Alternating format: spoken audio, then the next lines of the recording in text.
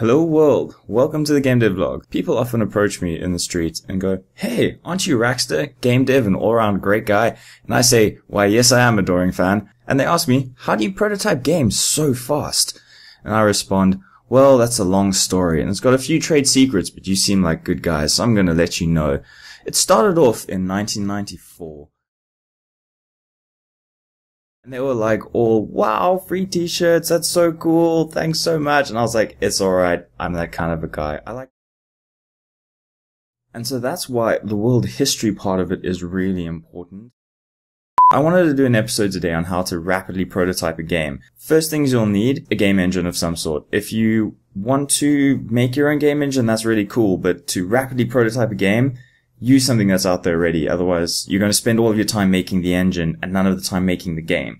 So that's cool. If you want to make an engine, but then you're not making a game, you're making a game engine. So just keep that clear in your mind. Second thing you'll need is whitesquare.png. If you're a programmer like myself, then you're probably not going to have great art skills because you've probably spent most of your time, buffing up your programming skills.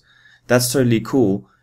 But what I found I did was got bogged down in making placeholder art or finding placeholder art. All you need is a white square. That's it. Your game engine should be able to scale that square to whatever size you want it to be, but that's all you need. And it should be able to tint it to whatever color you need. If you're feeling really dangerous, break out whitecircle.png, and if you're feeling super sexy, whitediffusedblob.png. This is like, that's if you really, So the next thing you're going to need is the ability to use that game engine that you chose. I use Unity 3D, but the 2D version of it, often when I'm prototyping, I prototype in 2D because it's just a lot faster and safer. But anything else is fine. Game Maker, I've heard Coco 2D is good. There's a whole bunch of them. Use whatever's easiest to get into. If you're not a programmer, Game Maker's really good. It's brilliant visual interface, and the coding part of it isn't too difficult, so you can sort of jump into it and really get the hang of it. In terms of doing stuff in the game engine, what you need to figure out, especially if it's a new engine, you need to figure out how to create an object, move that object, interact with that object using a keyboard or something. You need to figure out how to destroy the object, and there was another one. You need to know how to set a time interval of some sort, an interaction. So if one game object touches another game object, you need to know how that works. And this applies for like 2D objects and text as well. You need to be able to do some text. And once you've got those basics down, generally you can make whatever you want. Basically, create, wait, move, interact, control, and destroy, which is an acronym. The acronym is QUICT.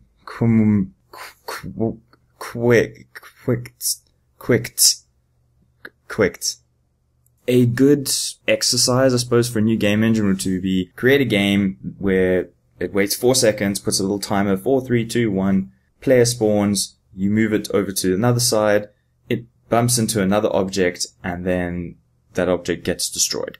And then once you got those basics down, the rest should all sort of start falling into place. So the importance of having those fundamental sort of tools allow you to very quickly put in simple objects and make them interact something. I think this is called white box prototyping. It is very useful to get to the real core of the mechanic. Now, obviously, if your game's just based on its art or on its sound somehow, then it's quite important to have those bits in. But generally, you can get away with just having simple objects moving around the screen in the way that you want. And then once that's fun, you can then refine the gameplay a bit. Now, no game exists just with its mechanics in isolation. The aesthetics are so important. So it does help to have maybe a concept. If you're lucky enough to be working with an artist, or you can do the art yourself, then create a concept first, just with Photoshop or whatever tool you want to, of how the game's going to look, just like a still shot. And then you can start placing your little white blocks over that. It helps to sort of imagine it in your head when it's all just sort of little white squares, but it's still very quick to implement. So you can kind of hash through it and see if it's a good idea first.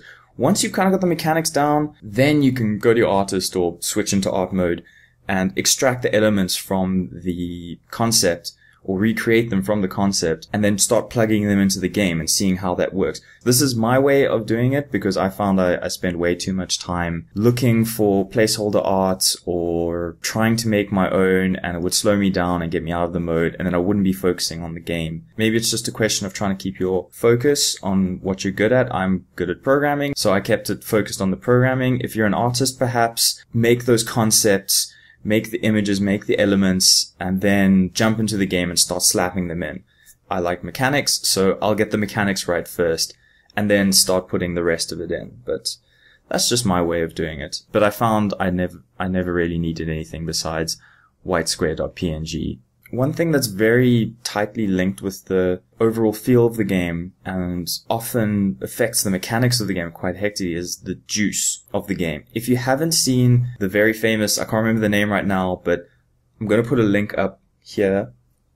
Go watch this video on juice in game. Just with a simple easing function, you can make movement feel so much better, and it just makes your game just better. And you have to do like nothing. It's like free awesome. Tweening juice is free awesome. Just you put it in and it's like more awesome.